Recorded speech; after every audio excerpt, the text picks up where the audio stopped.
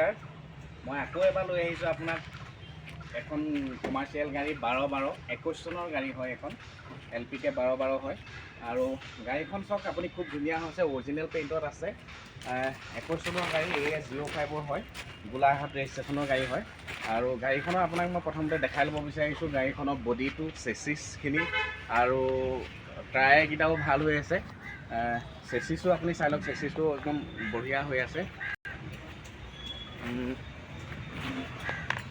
চাই লওক এবাৰ, গাড়ীখন খুব ধুনীয়া হৈ আছে।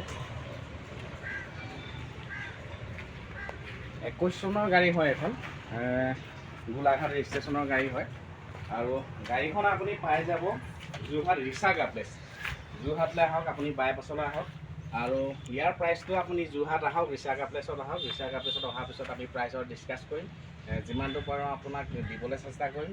আৰু ফাইনেন্সো হৈ যাব গাড়ীখন। আৰু খুব বঢ়িয়া গাড়ী, LPK 1212, যিখন প্ৰায় ডিমাণ্ড আছে এতিয়া। চাই লওক গাড়ীখন খুব বঢ়িয়া। আৰু অধিক জানিব আপোনাৰ আপোনাক মই নাম্বাৰো দি দিম।